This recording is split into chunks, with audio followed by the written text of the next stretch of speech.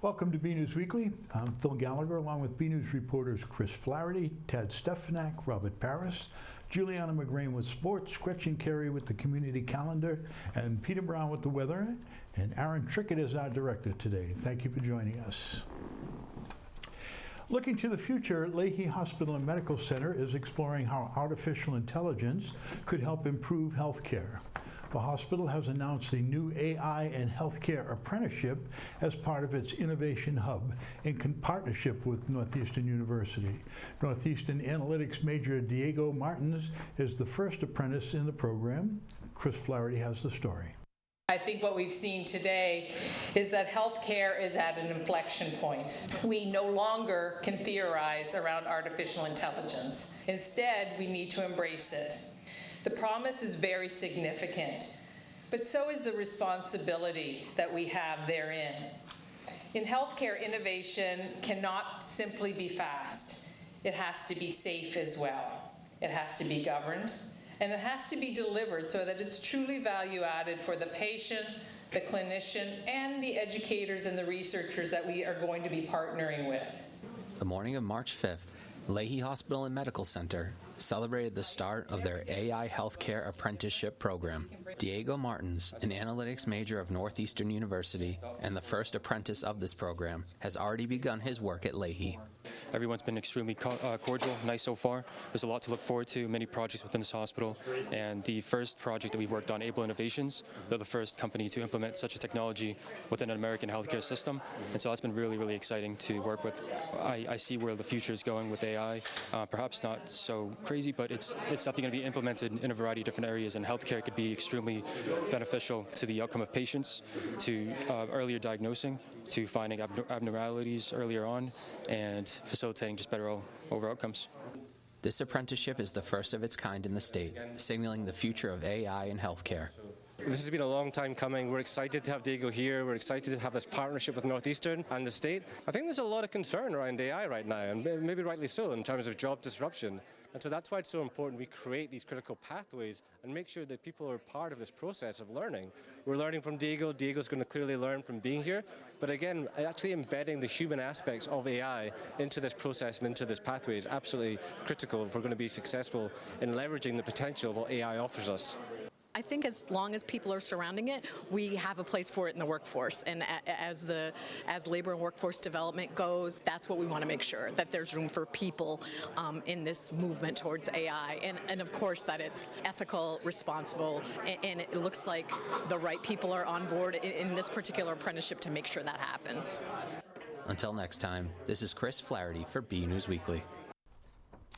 Burlington will host an economic development summit focused on the future of commercial office space along the Route 128 corridor. The event will bring together civic leaders and real estate experts to discuss current market trends and explore strategies to support reinvestment and long-term economic vitality in town. The summit will be moderated by Burlington Economic Development Director Melissa Tintakalas.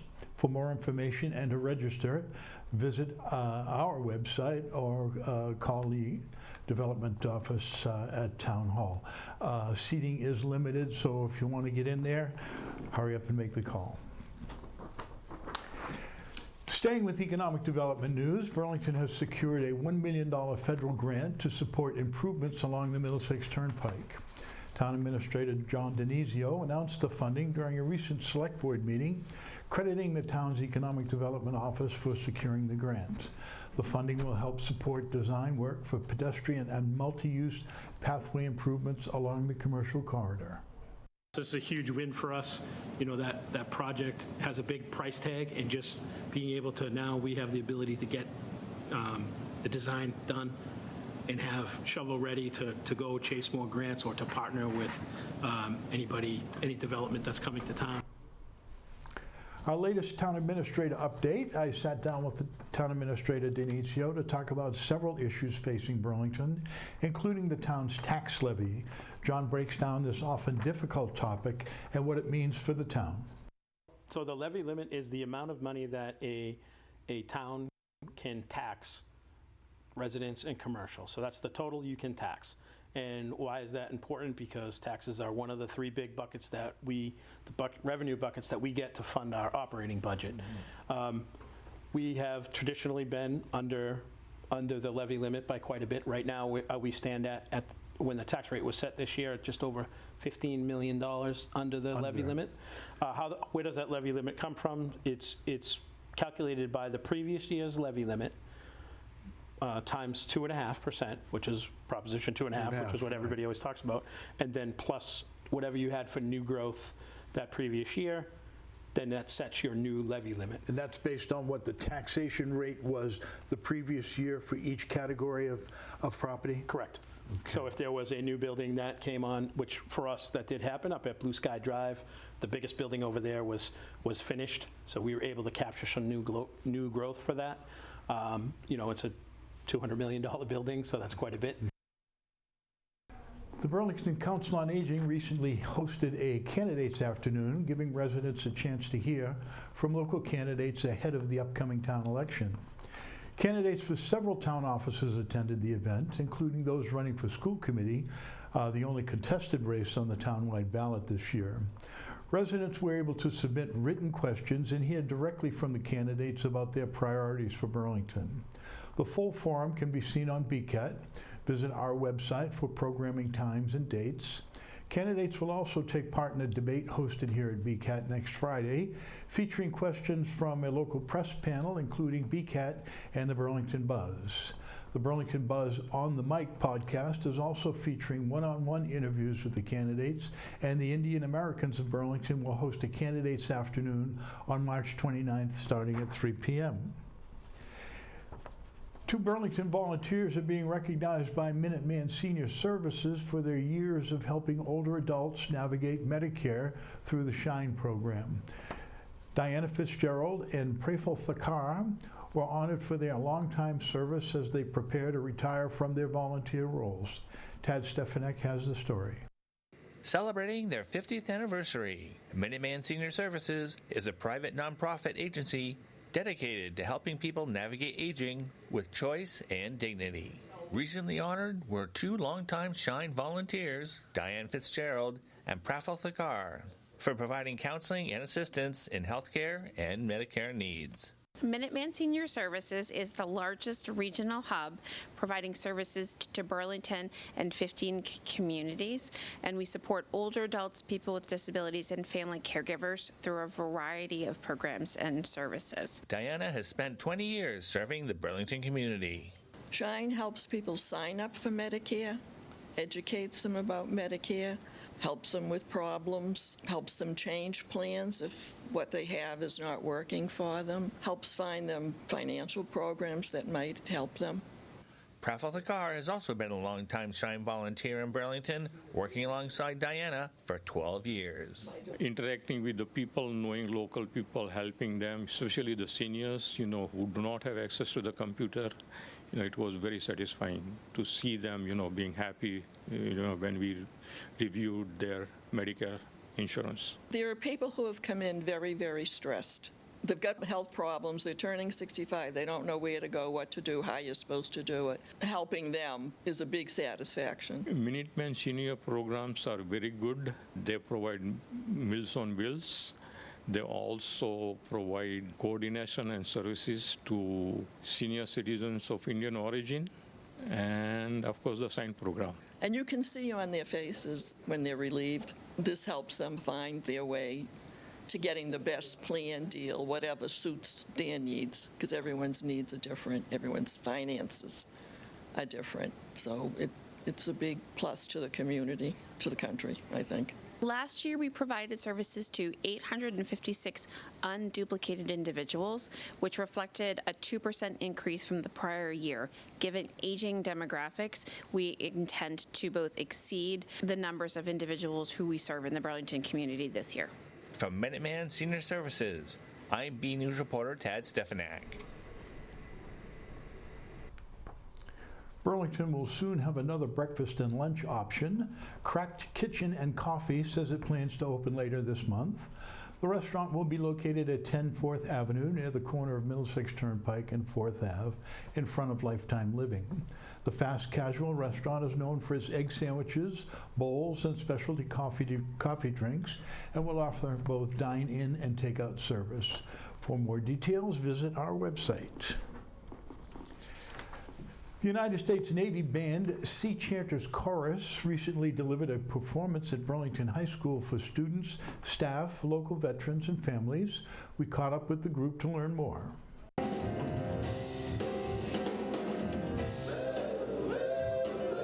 The students and faculty of Burlington High School were recently treated to a fresh perspective of the United States Navy.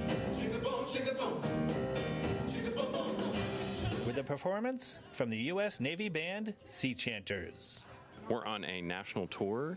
It's about a 14-day national tour through 11 states, and we're bringing Navy pride and professionalism to all our concerts. We're doing concerts in schools for students. And we're doing public concerts as well, and it's part of the Navy's mission to bring bands to communities throughout the nation, and we're here bringing that message. To be a musician in the Navy Band is just a great way to serve the country and find a way to, bring talents that I have in service to the Navy and America's armed forces.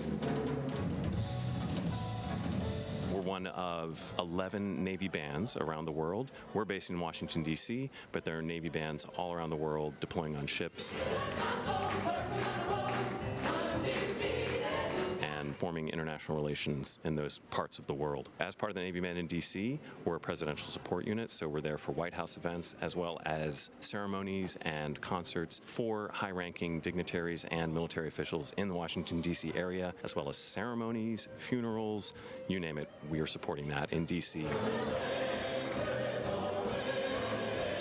From the Fogelberg Auditorium in Burlington High School, I'm BNEWS reporter Tad Stefanak.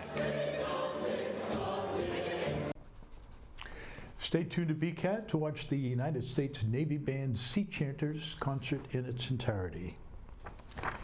Up next is Peter Brown with the weather, right after our community calendar with Gretchen Carey. Hey everyone, I'm Gretchen Carey, and this is your community calendar. On March 20th, the Burlington Public Library will be having Pokemon Palooza.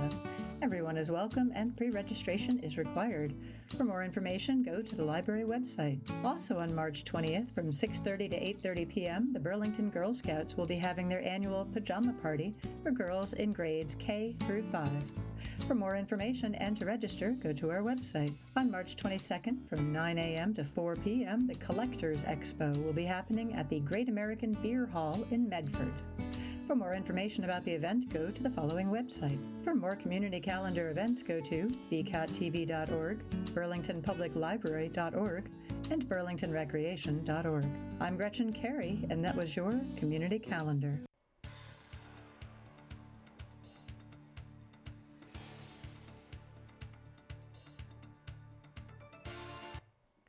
Well, everyone, this is Peter Brown with a look at your weather for the next 7 days. We are almost to the official start of spring. I know we have had some really nice days here in the Burlington area over the past week, especially this past Tuesday where we saw temperatures in the mid and upper 70s. Really felt great out there. We were able to chip away at that huge snowpack that we had from the past 2 months. So things were starting to look up for us. Unfortunately, it looks like we are going to be heading downwards again as we start to head towards the official start of spring, which happens next Friday, March 20th at 10:46 a.m. Need to be precise with that because I know we are definitely ready to brush winter out the door. However, starting out our period on, yes, another Friday the 13th in March, we're going to be seeing temperatures about or just below average. I know after that beautiful weather we just had, we really don't want to see that again, but again, temperatures in the mid-40s, and we are only going to have one mild day over the next 7 to 10 days, and thereafter we are going to be going back into that winter chill, sadly enough. As you see, as we get towards the end of our period, getting in towards March 19th, we should be seeing temperatures as we start to get into the third week of March. Our average high is around 50, and it is going to be much cooler than that, unfortunately, as we get towards the end of next work week. Of course, though, as we have sprung ahead with the time and gone back into daylight saving time, We now are seeing those sunrises happening later in the morning again, but look at this at night. Sun is setting now at 6:49, and in a couple of weeks we will be seeing those sunsets happening again after 7 p.m. So that is at least a sure sign that we are heading towards the right direction. So let's go ahead, let's take a look what the Climate Prediction Center is calling for us in terms of temperatures and precipitation. Again, looking at our temperature map, yes, I hate it as well. Here up in the Burlington area and most of the eastern half of the U.S., we are expecting below average temperatures again. We're going back into that period with all of the nice warmth staying out west, very similar to how the rest of the winter was this year. As we look at our precipitation chances, this is something that starts to get you a little bit nervous when you see this, when you see cooler than average temperatures in March. They are expecting us to have an above average chance of precipitation. However, I think that's going to be coming in the form of a warm rainstorm on Monday. I think that one day that we're going to see nice and mild over the next 7 to 10 days. So let's go ahead, let's take a look at those 7 days of weather coming up. And again, yes, on Friday, those are snowflakes again in there, especially as we get into Friday evening. If you wanted to go out, you'll have to go out shopping or going out to eat in the Burlington area. Keep an eye to the skies as we're going to be seeing cooler air coming in at night, and we could transition some of that light rain over to some light snow. Doesn't look like anything heavy in terms of accumulation. Looks like a light dusting out there. The ground has definitely warmed up now that we've gotten rid of a lot of that deep snowpack out there, but still keep in mind that winter weather from Friday night into early Saturday morning. And then Saturday and Sunday, we're going to see some unsettled conditions here as a warm front starts to move towards us again. Temperatures chilly on Saturday, only around 43, but then Sunday getting a little bit milder, getting up closer to 50, and now Monday is going to be definitely, again, that warm day out there. However, it is going to come with, we think, a wind-driven rain, which we definitely need as we continue to be in a moderate drought here in the Burlington area. Yes, even though we had all that snow this winter, it has been a fairly dry time of it so far, and temperatures getting way up into the upper 50s on Monday. But after that, strong cold front's going to come through our area, and then Tuesday, Wednesday, and Thursday, fair skies return. But look at this, temperatures again back down to the mid to upper 30s with those morning lows down in the teens again. So, and it looks like that warm weather is not going to be coming back to us, unfortunately, anytime soon. So everyone, get out there, enjoy the weather, and have a great week. The winter sports season has officially wrapped up for the Red Devils. Juliana McGrain has the details in sports. Hey everyone, I'm Juliana McGrain with this week's Sports Report. The winter season wrapped up this past week and several teams made deep postseason runs to close out the year. The boys hockey team was defeated 6-2 by the Canton Bulldogs in the Division II state semifinals, finishing an incredible tournament run. Early in the first period, both teams battled defensively and kept the game scoreless. Burlington broke through when freshman Matthew Almshire moved the puck ahead to junior James Gordon, who found the back of the net to make it 1-0 Devils. Canton answered later in the period on a power play, tying the game at 1 heading into the second. In the second period, Burlington took the lead back when sophomore Nick Tulipano scored, putting the Devs up 2-1. But the Canton Bulldogs responded with 2 goals of their own before the period ended, taking a 3-2 lead. The Bulldogs added 3 more in the third period, including 2 empty net goals, pulling away for the 6-2 final.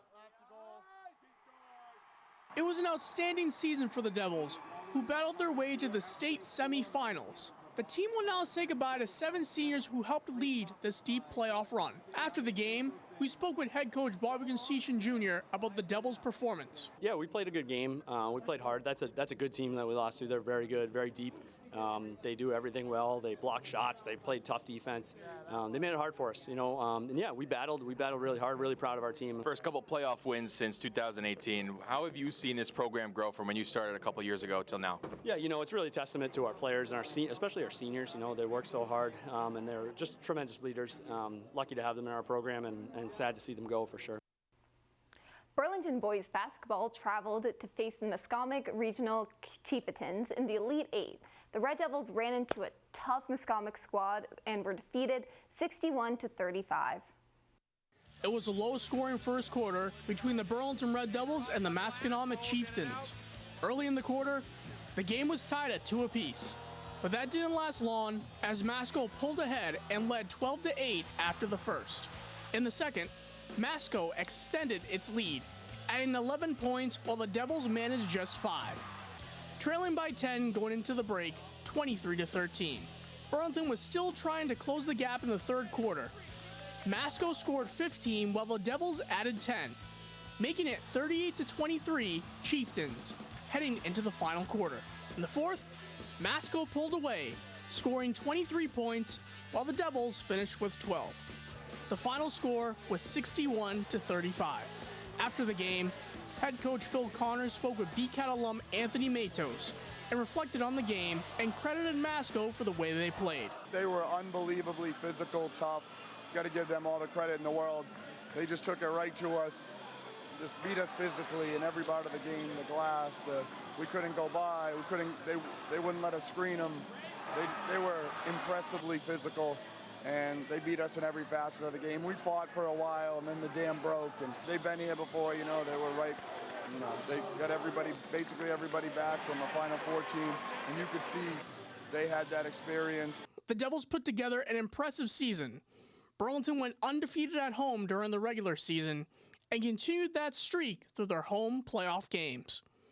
Their postseason run included wins over the Holliston Panthers 95-58 and the Long Meadow Lancers 70-46. The team will graduate 5 seniors from the class of 2026. Ryan Ellis, Justin Gray, Matt Gray, Cole Shannon, and Charlie Poehler. Special kids, special class. I don't want this to put a damper on what they've achieved here, but they've done amazing things all time. You know, best record this past year. They're also committed.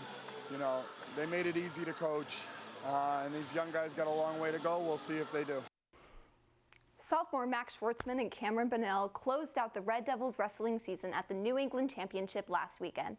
Schwartzman went 2-2 on the day and finished his sophomore year with 99 career wins. He also set the BHS sophomore record with 55, breaking previous marks set of 51 by 2021 graduates Cam and Zach Soda. Congratulations, Max. Connell went 0-2 at the New England Championships, but still wrapped up an excellent season with 44 victories. A number of wrestlers from the teams were also named Middlesex League All-Stars. Schwartzman and Bonnell were named Middlesex League All-Conference and Freedom Division All-Stars. Sophomore Davey Tonani and Connor McElroy, along with junior Josh Levitt, were also named Freedom All-Stars. Congratulations to everyone. And that is all for this week. I'm Juliana McGrain, and we're looking forward to an exciting spring season ahead. Back to you all in the studio. A Burlington High School swimmer has made history in the pool yet again. Junior Shay Woodbury broke a more than 30-year-old school record in the 100-meter freestyle this season. Robert Paris has Shay's story in this week's Red Devil Shoutout. Junior Shay Woodbury has done it again, as he capped off his record-breaking season with another one. This time, this record was held for more than 30 years in the 100 freestyle. The original record was a 49.88. Now with Shay's, it is 49.75. That was something that I marked out last year because obviously, like my coach said, he has the records pinned up on the board over there. So it was just nice seeing it, and I'm like, wait a minute, I'm only like a second or two off this. I think this is within reach. And then it was just this big like hump to get over, and then actually getting over it at States was really nice. I believe it was Rich Kennedy set that in the 80s as well, and that has held very, very firm until, of course, this year, where Shay went to States at MIT and knocked it out of the park.